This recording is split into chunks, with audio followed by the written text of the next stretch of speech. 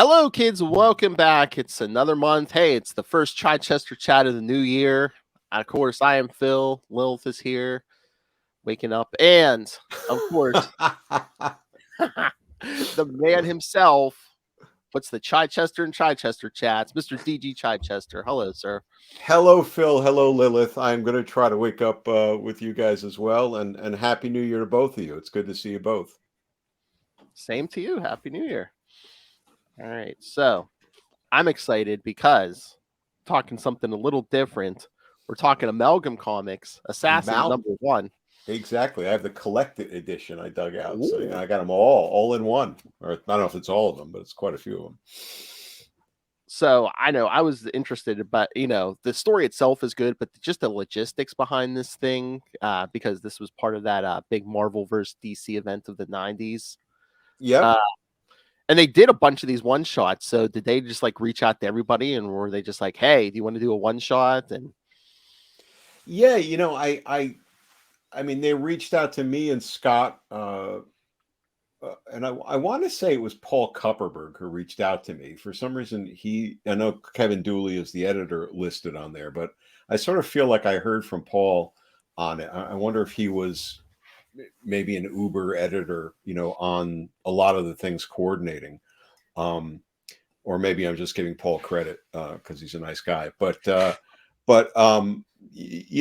was when Marvel and DC had a little better maybe relationship based upon editorial friendships and such. Mike Carlin was there, and he was still friends with, say, Ralph Macchio, who, I don't know if they were part of it, but there was a lot of those synergies making these type of things happen. So really they just gave a call and said, we're doing this thing, it's mashing up these characters, would you guys be interested in playing in the space? And I'm pretty sure they had the mashups to some extent already figured out, at least on the hero end, which is why they reached out to me and Scott, because they knew they wanted to combine Catwoman and Elektra and Daredevil and Deathstroke, but not quite how that was going to come together and what their names were. That wasn't totally figured out. There were no designs, I don't think, in the case of combining Daredevil and Deathstroke, that they had thought about the whole female end of it. I think that was something Scott and I cooked up. And then I don't believe that the villain aspect was really in play until we started to play around with a little bit more. Yeah, that was gonna be my next question. Is like, did you come up with these mashups, or did they already have an idea for it? Because I mean, that would be a pretty big list, because there was a lot of them. Yeah, they had the characters in mind. This is a little ways back, and even with more coffee, there's only so much coffee can do for the neurons. So I don't remember every detail of that, but I have to say that they had the ideas of who they were going to put together. They were going to put Dr. Strange and Dr. Fate together. They were going to put, again, Daredevil and Deathstroke together. I don't think that we made those combinations, and I think that's why they didn't reach out to us and just sort of say, hey, we're doing Mashup Central, do you guys want to play? I believe it was more, we're doing Mashup Central, it's going to use characters that you guys have history with, that's why we want you to play with this. It'll have more, not integrity, but it'll make more sense in a nonsensical world. I did like that, because it seemed like they did reach out to people who had history with certain characters. Yeah. Wasn't it Larry Hama who did the Dark Claw with the Wolverine and Batman stuff? Absolutely. Right. Yeah. So it makes a lot of sense. And I think, as all these things are, it was a tight turnaround. They were looking for probably the least amount of hassle. And so people who would have at least familiarity with the characters, I think, could more easily get into the groove, right? Know how to make something like this work and feel like it's got the flow. So at least on half of the end of that, I could say there was some validity to that, right? I hadn't written Catwoman, I hadn't written Deathstroke, but certainly I'd spent enough time with Elektra and Matt Murdock to be able to figure out ways to leverage those characters into this combination, or this amalgam, as it were. And did they give you any other parameters? Is it just like, oh, hey, drop these characters in as if you were like in the middle of like an ongoing series or something? Or Yeah, there wasn't, because they were only going to be single issue things, right there.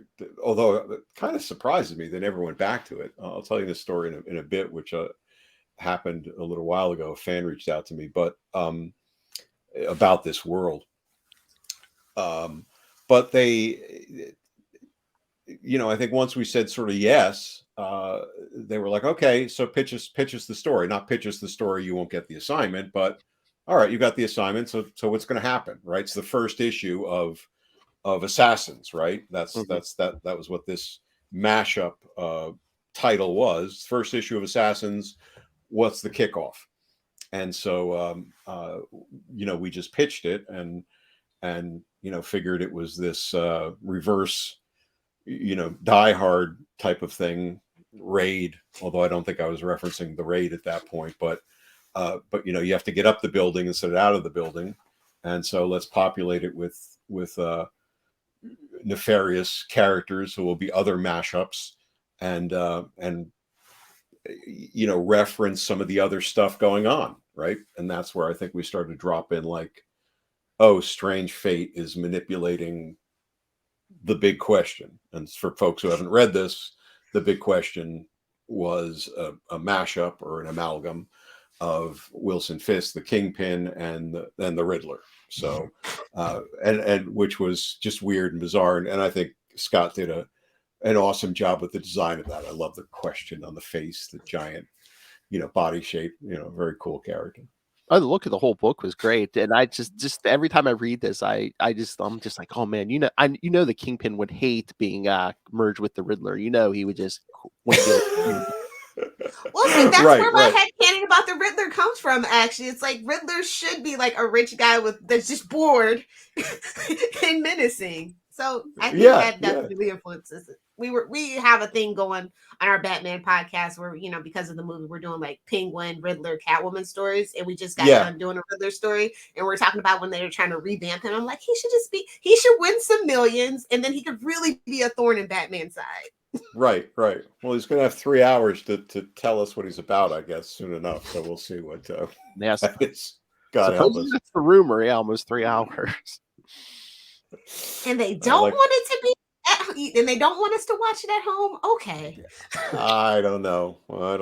That's a long time, but we'll see. It can fly if it's done right. And the other interesting thing is, the Big Question sits in, his headquarters is in Arkham Tower right now. Detective Comics, they're actually doing something with Arkham Tower. So. Yeah.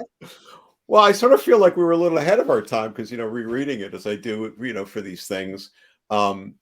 Fisk is the mayor, right, of Gotham, or whatever it is, and so at that point that was not in play. So I think we got the villainous politician, although that might be redundant. It's very Batman. Yeah, but getting him in that position of power, and that there was a little bit of weird poltergeist, ish thing. Yeah, we didn't even bother to clear out the inmates from Arkham. We just built this new tower on top of it, and whoever was here, they're just running around the place as well. So it was high lunacy in a lot of ways, I guess. But reading it over again, it's a lot of fun. There's a lot of everyone's got just constantly has hard lines, which to me is so funny. I don't think there's one line that is really exposition except for the captions. The rest of it is everybody just delivering one stinger after another. So they sent you the list, and what did you just go down the list and be like, okay, I'll take these, I'll take this mashup. Was this on the list, or did you create this, the Cable and Manhunter? Yeah, I want to sort of say they were on the list, but I can't remember honestly. And if we did come up with it, you know, it would have been something we ran past them. Did that character show up in any of the other ones? I can't recall. So I can't remember. I don't believe so. If it was a very small part. So yeah, I don't remember him from anything else. Yeah, or like the Craven, you know, one that Oh was, yeah. you know, lethal. That was so I sort of feel like they might have had a list that we might have played with beyond the big question, and just sort of, you know, ran with that. I mean, that just feels, even if they knew they wanted to mash the two of those up, uh, I would bet real money, or that I came up with that name. That just feels like that's one of the ridiculous things I would come up with. Just like Cat's Eye, which is too clever by half for itself. You know, it's just that's that. And for those who don't have it in front of them, it's Cat's Eye, as in the ninja weapon. So SAI, yeah. SAI, yeah. I know, That's terrible. That's a Chichester. Yeah. That's a Chichester. Yep. So how much lead time did you have for creating this issue? Because I mean, it wasn't crazy, but it wasn't take your time either. You know, there were some assignments back in those days. You know, infamously, I remember doing an adaptation of a movie called Strange Days, which was a James Cameron scripted thing about some kind of future VR type thing, a murder mystery, and that was like a 48-page adaptation, and that was, you have the weekend to do that if you want to do it. You know? A James Cameron story? Are they out of their mind? Yeah. It was like, take the script, read the script, turn it into a 48-page, you know, script, and good luck with that.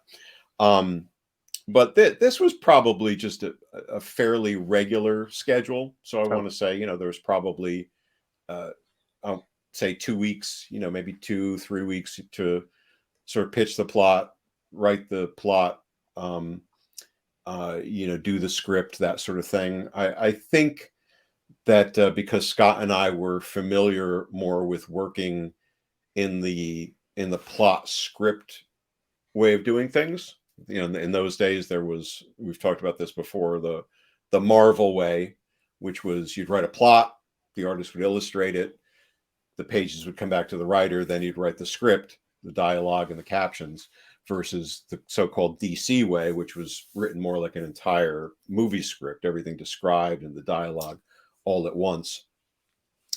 Even though this was done through the DC offices, for me at least. I don't know how other folks, I don't know if some of them were done through the Marvel offices. You know, I asked them if we could do it that way, just because we were, you know, that was a good rhythm for us, and they let us run with it, and it felt pretty reasonable. But it wasn't, again, sort of, hey, just go let the muse hit you and get back to us when you have an idea, you know. So they just like split the workload and be like, okay, half the books will go through the DC editorial, the other half will go through the Marvel editorial. Yeah, you know, it's funny, I didn't flip through, and you know, this particular one I have, you know, to sort of see like who the editors were on some of the other things. So, but I'm presuming there was plenty of Marvel editors involved with these things, because even though there was like a friendly rivalry in those days, generally, you know, I think that there's that sense that, yeah, well, we want the skin in the game, you know, on both sides of the fence. So, you know, just checking it out now, I mean, there's plenty of talent, you know, from both sides, you know, across the way. So, but usually, yeah, there'd be like a split, and there'd be whoever the executive editors were, kind of overseeing the entire thing. You know, they would have been the ones shepherding everything and just being the reality check. And I always assume this is 95 that DC got to look at Scott's art and be like, hey, we need this guy for a Nightwing book.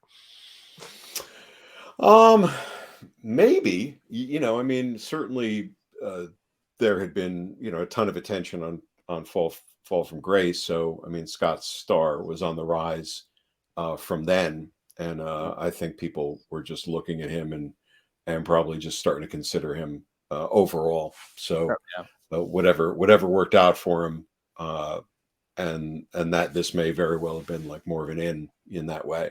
Whatever worked out for him was great. Mm-hmm. But yeah, just all these characters. Like I think I'm pretty sure these ones were in some of the other books. Jimmy Yerk, and he mentions his boss J.J. White.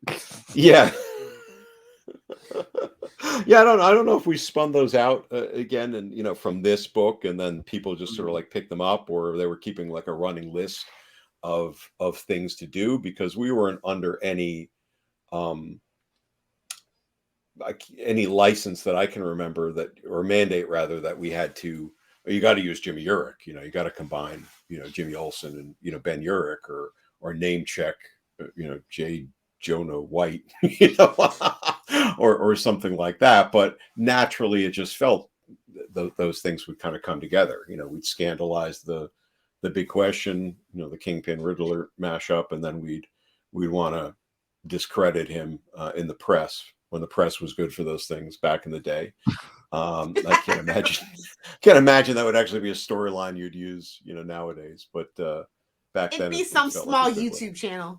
If it was or you'd put it out, and then there'd immediately be another press that would say, no, that's not what happens. He's just climbing outside of this building, hanging upside down naked, or something like that. But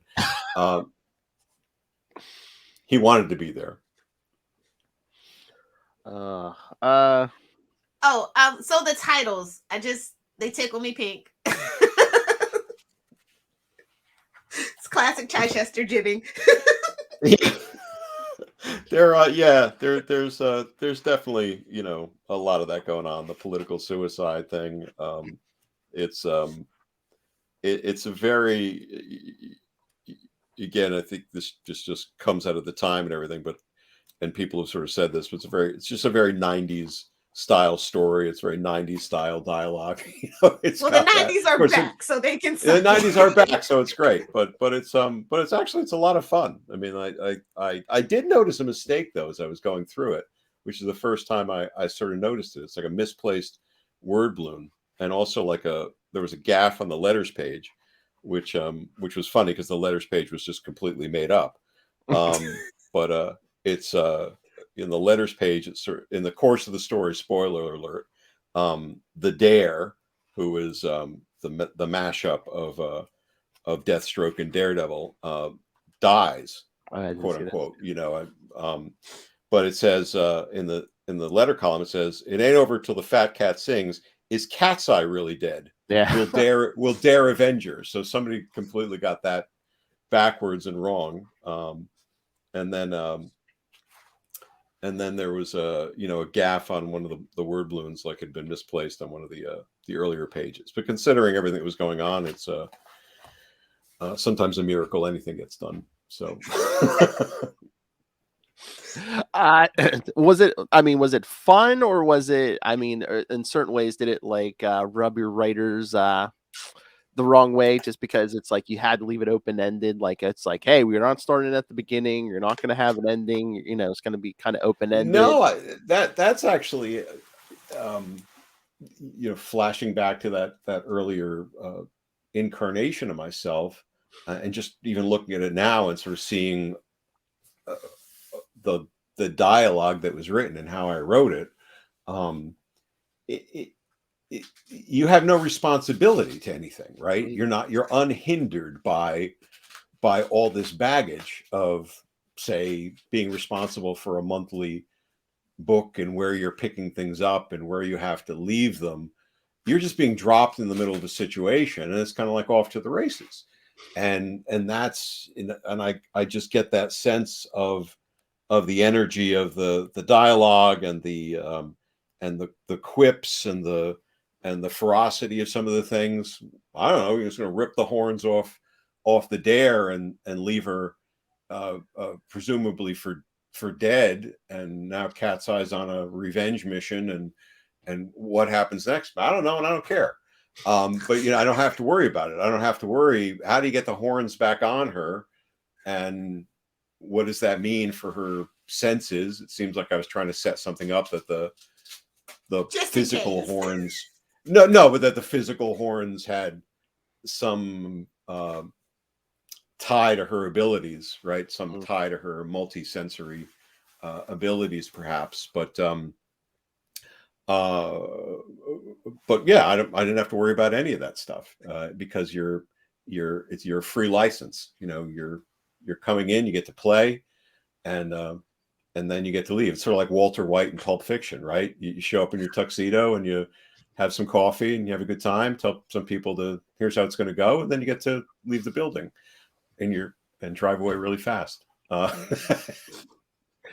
Yeah, it seemed like the people had fun with these books, but I know, like, when I got to the end and saw that fake like next issue blurb, I was like, oh man, I want to see I want to see issue 2 of this, but it's never gonna happen. Well, that's the thing, and isn't it kind of weird that with all the retros and remakes and returns to things that they wouldn't have gone back to this at some point in one way or another. They've never done another Amalgam thing, right? They've never name checked this universe and picked up on any of these things.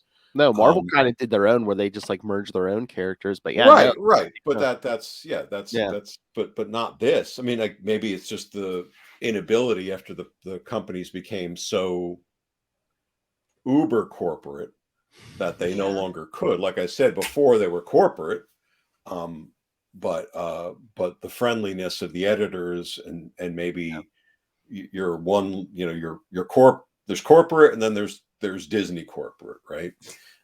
So maybe before the Disney corporate, that ability of a Denny O'Neil to talk to whomever at Marvel to sort of say, hey, let's do this.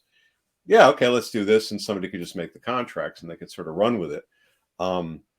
But I think there's a big fan base, you know, maybe not big, but certainly a committed fan base for these stories in this like little world.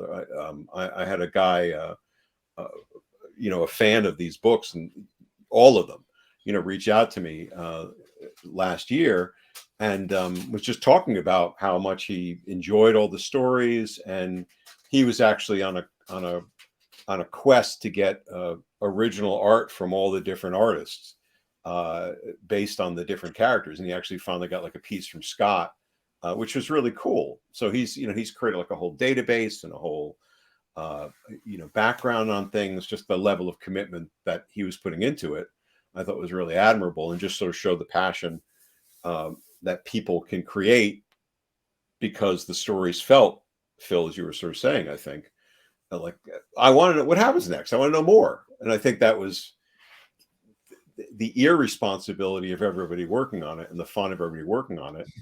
You could set those situations up in ways that just were great big teases. I think that might have been a mandate that there were sort of cliffhanger type things to them, so that you'd feel like something was going to happen, as opposed to telling, even though this is a fairly complete story, it has that sense that more will happen soon. Yeah, I assume they were mandates because I think pretty much every book ended on some kind of cliffhanger, or right. Like this. Were they all issue one? Yeah, they were all issue ones too. So I'm just flipping through this thing. So that would also make total sense in the issue one. Trying to get the readers to come back for the next issue, right? Mm-hmm. So that would that would make complete sense. So there were just some weird, fun, funky designs of the characters. I always thought like Marvel and DC don't play ball anymore because the two big corporations don't want neither one of them want like their characters to be outshined by the other side. Yeah, and it or undermined in terms of intellectual property. There's probably just so many complications now with the lawyers. Not that those complications didn't exist before, but I think it could be a lot easier and much more of a handshake. Not that there weren't contracts and such, but more of a handshake deal, and that they were playing in a friendly shared space, where now there might be a lot of I'm guessing, more consideration of copyright dilution, because it's already bad enough when there's 50 other characters with claws that pop out, and now you're diluting the character more because you're combining it with another thing. So does that undermine both Batman and Wolverine? Does that undermine both Daredevil and Deathstroke? I don't know. I would imagine in some ways it has to. Deathstroke could use the publicity these days, though. Yeah. So, but no, so this was I mean, this was Carlin and Grunwald. So who did this? So this was when Mark was still alive. So and that makes perfect sense because the two of them were frickin' frack, and Carlin was Mark's assistant at one point. So they had that synergy. We're also losing a lot of those connections to the old guard who were friendly with each other, worked both sides of the fence forever. So. Yeah, and I don't know if there's that much back and forth nowadays. Probably, I don't know, but there was certainly. I mean, it was a I don't know if it was a smaller world, but it was definitely a world of shared things. At one point, DC picked up almost the entire slate of Marvel's top editors, when there was a shakeup and confusion and stuff, right? Carlin, Denny O'Neil, Archie Goodwin, moved in rapid fashion from Marvel to DC, and then there was always different crossover with big creators, sometimes who played writer and editorial roles, Marv Wolfman, folks like that. It seems like back in the day, like there was just you either at Marvel or DC. If you left Marvel, you just walked across the street to DC, and then a couple of years later, you walked back. Now it seems like they wanted, not everyone, but a lot of the top ones, they try to assign them to like exclusive, like DC. And then when Marvel. they leave, they go and do their indie stuff. So yeah, there's a lot more options, right. in that way in the business world, and that I'm happy for the writers, but kind of the fans are like, oh man. Yeah, well, that's the I don't know what the rates are. As you're saying, cross the street. Tom DeFalco used to have a great joke. He'd pull a couple bucks out of his wallet and throw it at people, and like, here's cab fare to DC. And it's like, but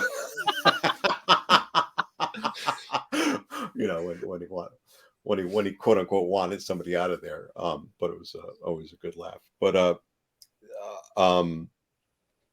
I don't know what rates are these days. I've heard that I know they're been drastically reduced for colorists and letterers, which is ridiculous. And I don't know what the rates are for writers and pencilers and inkers at the big companies, but I've heard they have not kept pace with what you would think they should be, over time. So if that's the case, Lilith, then I think it's going to drive people to other places, to independent publishers or if you've got a name. Happy for the creatives, but the fans, we always get a little we understand. Of course, and I'm sure those creators would enjoy the chance to keep working on. I mean, everybody probably wants a sense of working on their own things too, but I'm sure people would love to continue to work on quote unquote name brand properties and tell those stories for themselves and the fans. But if you're being offered 3 times the money or more, I don't know, somewhere else,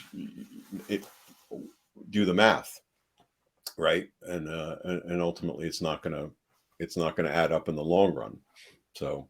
And that's why I could never be a creative. It's like you're doing your passion for a living, but you're doing your passion for a living, so you want to be paid. Yeah, but sometimes you have to. Yeah, I mean, you got to get paid, in one form or another. But if you're doing it strictly for the money, I think it undermines you, very quickly, right? Because then you're becoming you lose sight of anything except that. It seems like a weird equation because it's like, yeah, you go over and do your own stuff, you make more money. But if you do something, you know, if they put you on a big title like a Spider-Man or a Batman, it's like you're going to get a lot of publicity. Oh, you're getting paid in exposure. Exactly. Well, no, that's the worst, right? And if you've ever, you know, if you ever see those awful things of the online is notorious for this, right? Yeah, you know, come work for us at name brand, you know, website. We can't pay anything, but you'll get the exposure working on this. You know, F you. That's never going to add up. There's always worth to something, and you can afford to pay something beyond exposure. But you know, but look at any of these folks who are being offered, not any of them, but certainly a lot of them, you know, who are being offered maybe some of these other deals. You know, they made their bones on name properties, right? They made their name and their reputation on Batmans and Daredevils and whatever else. And they learned their craft, and they did it. You know, they had a place to play it out, and they had a place to play with a lot of toys and worlds that were partially built, which they could add to, or they could mix up and mash up, you know, and do things with and turn on their heads and have the safety of a pre-established world to play in. And then learn their craft, right? I'm sure if you track back to the first story of a lot of these folks, both writers and artists, and look at the work there, it's not as refined or deep or interesting as it is now. They've learned it. They've learned it by doing, and that is why they get offered the deal, right? If they had been doing Flying Rodent Man, you know, instead of Batman, might have been the same exact stories, but the profile would not be the same, and you probably would not be offered the same deal that you're getting. You might have told the same exact stories, but at some point you just say, all right, what's the financial reward, which is important, but also at a certain point, I think with any company-owned thing, right, you have a limited time span, right? They're going to move on to somebody else. You don't own that character, and while you're their shining star for the moment, they don't owe you anything, right? Editorial situation is going to change. The company situation is going to change. You're not going to be the bright shiny object anymore, and because it's a work for hire situation, and you do not own anything to it, even with a lucrative contract, right? Even at a DC or Marvel or whatever offering maybe a better contract than the norm, you don't own it. And on any given Tuesday, they can just say, yeah, we got somebody else who's going to work on it. Sorry.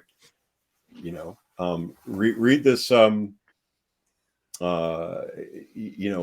essay that Herb Trimpe wrote, you know, a few years back before he passed away. And Herb Trimpe was one of the mainstay artists at Marvel, like back in the day.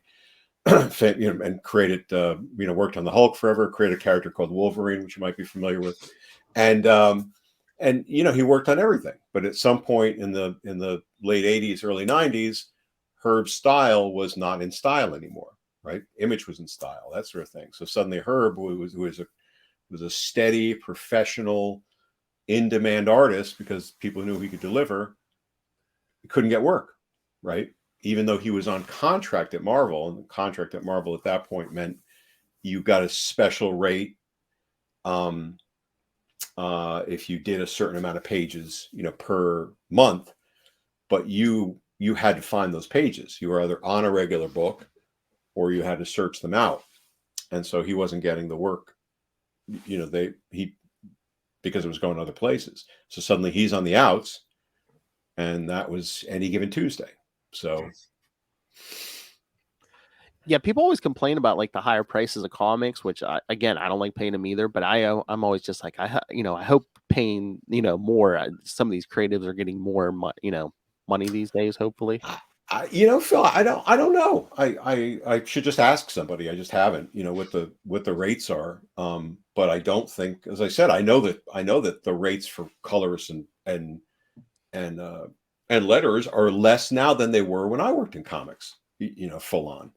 That's insane, right? And the argument would be, well, it's all digital now, and you're not doing as much work. Have you seen some of those scans from the digital team?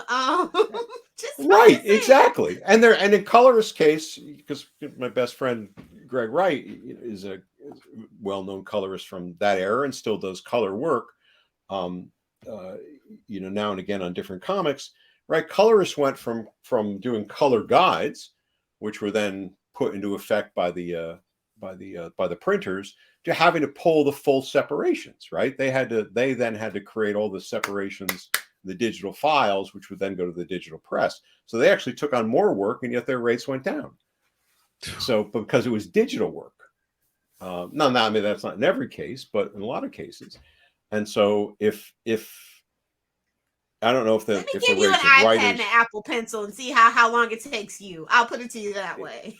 There's a lot of work, and I don't know if writers and pencilers and inkers rates have gone down, but even if they just stayed where they were, right? My rates are from 20 years ago, 25,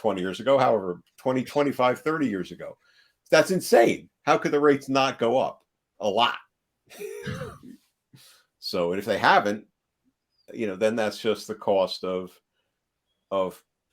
publishing and printing and smaller markets, and yet wanting to try to like make as much money out of it. But I don't know the economics myself, so yeah, Marvel, that's in another world. Go ahead. Yeah, Marvel, throw a good raid at Mr. Chichester here. Get him on that new Elektra book I hear is coming in the spring. Oh yeah, I think it's like, and I'm totally joking here. But again, like we sort of, the look on the Dare here, we sort of presage the whole, the woman without fear. The whole,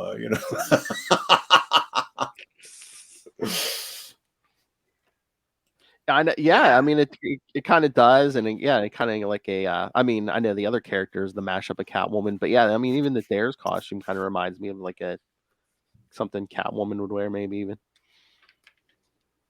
Are you thinking of the? Yeah, it was a fun. Phil? What's that?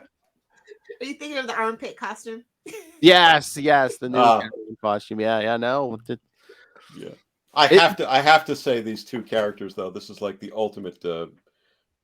There's severe cheesecake, in this book. It's just like every possible shot Scott could, draw them at a side angle with,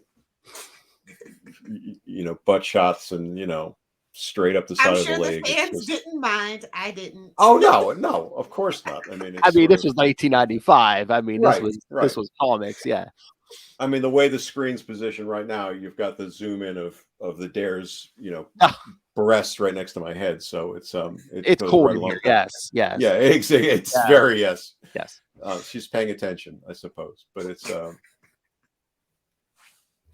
so that trade you have of like a bunch of these, did that come out? That came out in the 90s also, right? Like around the same time, like right after this. When did this come out? No, this was when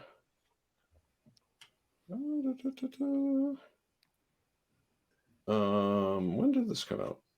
Because I thought they put the trades out, and then they haven't reprinted any of this since they did those trades. I think they did trades once, and that was it. Really? I thought this was like more current. Was it? Oh, maybe not. It says copyright 96.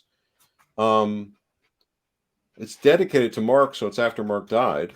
Okay. But the no, but the intro says, hard to believe it was more than 30 years ago we first smashed our heads together. Oh no. That was just the goofy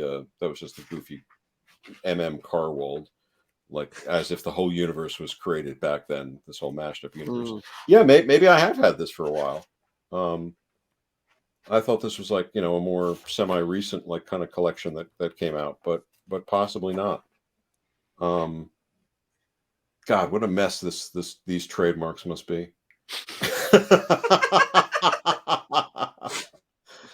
Amalgam and all Amalgam characters, their likeness and related elements are jointly held trademarks of DC Comics and Marvel Characters, Inc. That must just be like we will never touch these characters again agreement of No, Warner Brothers wants to touch them. They need it. Marvel's like, yeah. No. Well, this should be a ball, like, right? This should be it's total what if territory. It's all multiverse, type stuff, and It's no different than DC having 16 different Batmans, within the course of a year in the movies or something. A week. A week. Exactly. No, what was the highest one we had? Like 11. I forget, but it was books. a couple weeks ago. Every book that came out that week was either Batman or something Batman related, like like a Harley Quinn or something. Yeah. Oh, I was thinking more about just the fact of how many different bats there are on screen, right? You're gonna have the Batman, then you're gonna have Keaton back in the Flash, who seems like he's overshadowing that. There's no, it's their version of a multiverse is just whatever the hell we want, Yeah, look at this. Look at this. Did that work? No, look at this. So, right. I guess they're trying to reboot that thing, but they should reboot this instead. I know. That's what I that's the thing. It just has to be a copyright nightmare because I just think, it's, again, I'm basing it on that one fan, but I've had other people, talk about it as well. But this guy was so passionate, and when you just think about and I think it's well done fan service, but there's a lot of aspects to these things that are pure fan service, right? This is what if there was a combination of Captain America and Superman or something like that. It's like, yeah, what if? And then you had some real thinkers and creators play that out and say, okay, where does that go? That's the fun of the world, right? And so unless the only reason not to do it again would be, or to build on it, have issue 2 or where are we now? Is it's just an impenetrable maze and tangle of rights and that kind of thing. Well, yeah, I mean, just between, I'm sure this event was very profitable, but they're just like the mountain of paperwork for each individual character, and then more. Mm-hmm. Yeah, just because there was minor characters. I think, what was it, at Bruce Wayne Agent of S.H.I.E.L.D., you had like the mix up of like Moon Knight and Nightwing. Was it Nightwing? It's just like, you really didn't have much going on with Moon Knight back then, but now he's getting his own Disney Plus show, so there's going to be even more hassles with characters and stuff. And right, it's like, nah, we don't want you to touch that. You're not touching that. You're not going there. You're not doing anything with it. But it's but it is just the fun of figuring it out, and then the fun of telling these little mini moments of the story in the setup. There's like half a dozen lines, maybe that sort of set up who is Cat's Eye, right? And raised on the streets of Egypt or Cairo, and yet her father was still the ambassador, as Elektra's father was, and an ambassador. So you start to meld all these little bits, and they're just fun. And it goes back to where we started with, and there's no responsibility to it. I don't have to worry about that. I just have to make it work in the moment. I mean, yeah, again, like all the copyrights and stuff would be a huge pain, but it's like, if you get an army of lawyers on that, I mean, how much money would this thing make? I mean, people will be coming back to comics after like 30 years that, like, oh, I remember reading this. I got to come back and read this. Or it's like new people. Hey, Marvel and DC. Oh, okay. Do you want to start the petition, Phil? I'll start the petition. What, for this series? Yeah. I mean, if one or the other was ever to absorb the other things, I could see them doing it as another sub-universe of things. Let's just call it what it is. Dear Disney, can you please, for the love of goodness, finally buy Warner Brothers? just buy DC, or or take it away if Warner's not doing anything with it. See, Lilith, you always roll your eyes when I say, "Hey, come on, Disney has more money than goodness." Disney buy DC too. Hey, man, then we can get stuff like this again. Come on. Right. Disney. Yeah, but it is, it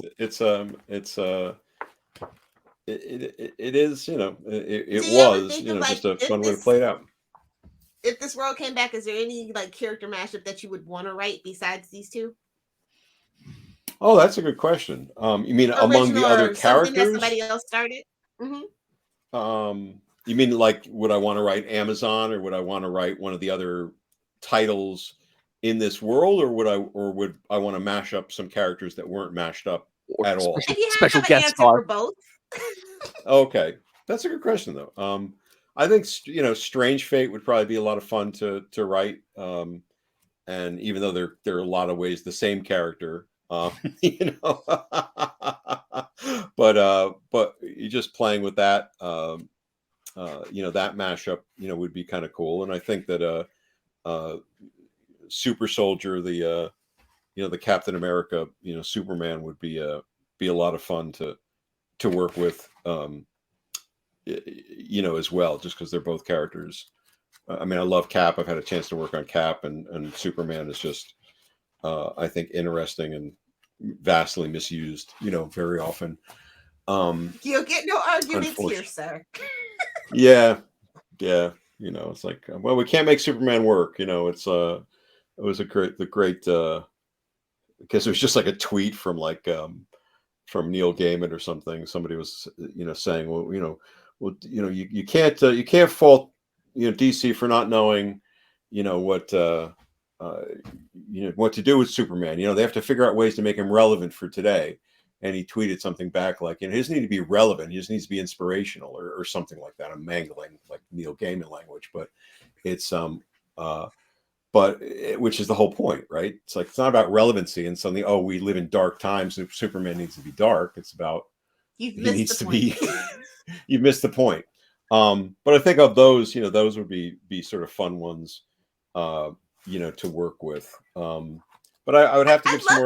mashing stuff. up. I think you don't get a chance to do mystical enough, so I'd sign up for that Strange Fate. Yeah, I mean, that's always. I mean, I default more and more to that stuff. That was always my first love, was mystical and horror stuff. So that would probably be a good place to go back and play again. Something with ninjas, because Lilith says only DG Chichester can write ninjas. I did a lot of ninja. Come on, Sophie Campbell, give him a call for the Teenage Mutant Ninja Turtle stuff. Just one collab. I think I still have like a bunch of my ninja, books over there. I just bought this great book on like samurai. It's like, it's like Samurai and the Sacred. So it's like, I still like go back to these things and I see these and I'm like, oh man, I got to read that one, because I bet you there's a story in there. So it's the curse of like getting inspired by the ever-growing file. Yeah. I borrowed so many ninja books from Carl Potts back in the day. He had just an amazing library and knowledge of all that. He was a huge influence on trying to get the ninja stuff right. This would be the man to write the official, finally tying it together, Daredevil and the Teenage Mutant Ninja Turtle origins together. Come on, Pete! Call him, for the love of goodness. Pete does not want to touch that at all at this point. What? Did they have the same origin?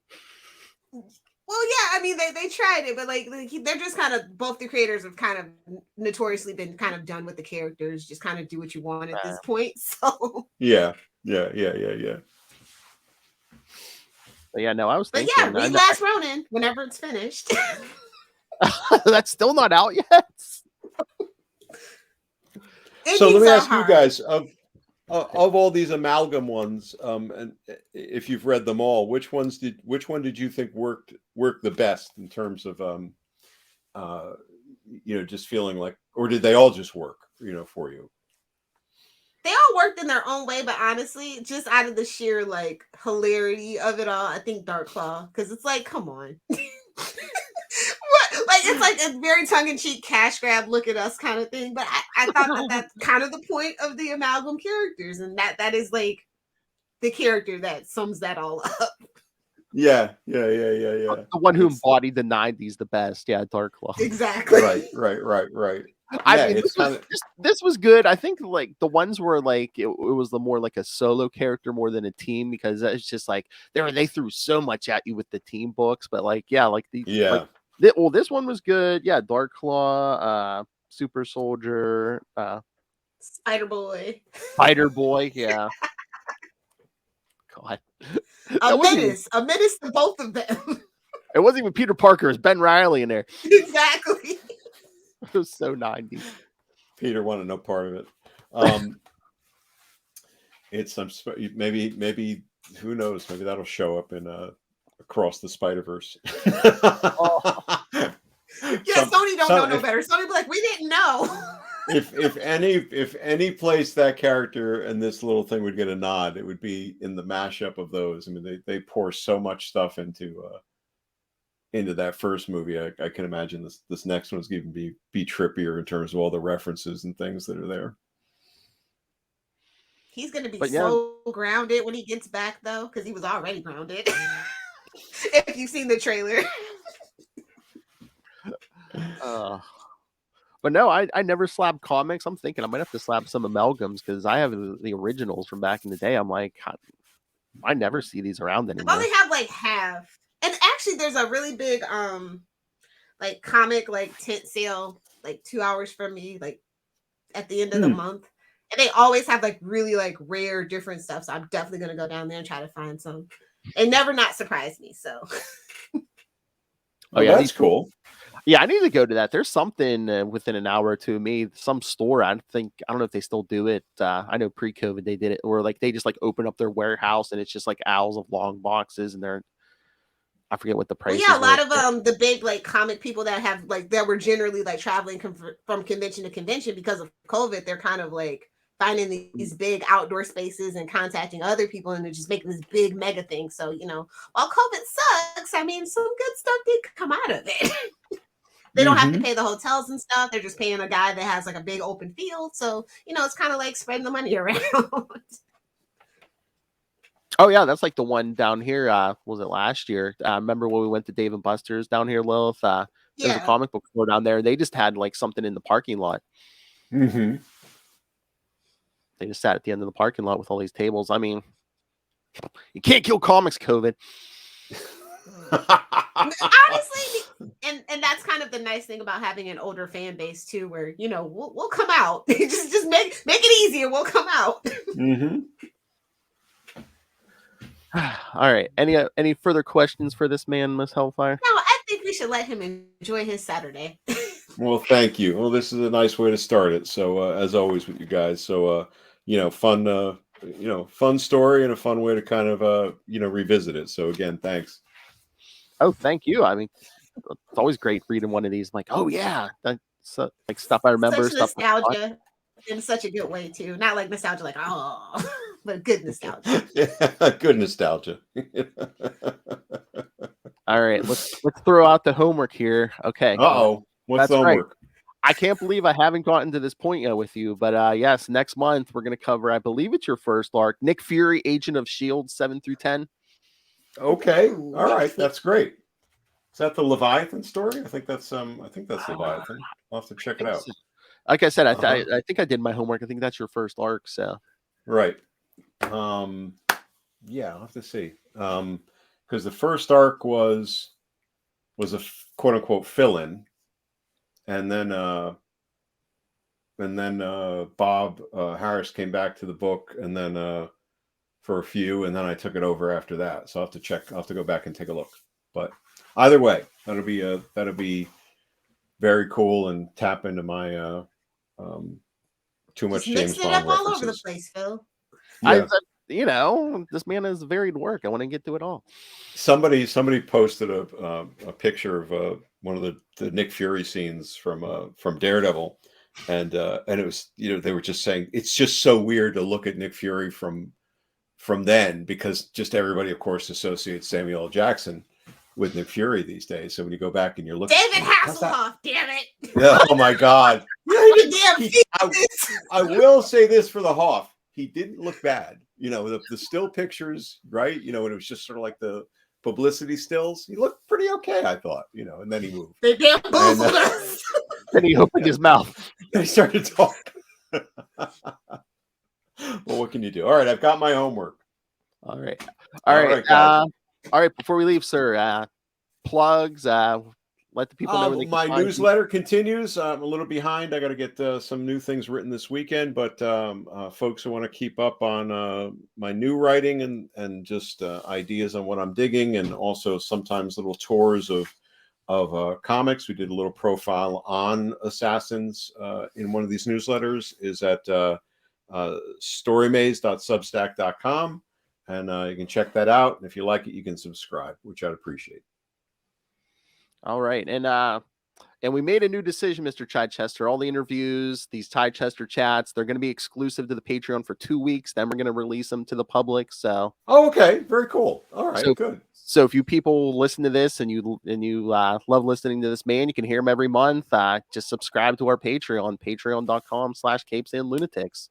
Excellent. I will profile that as well and make sure people know that that's available. All right, guys, stay well. Phil, stay warm. I will, and or get warm, and we'll see you again next month. Yes, thank you, sir. All right, guys, take it easy. Bye-bye. Bye.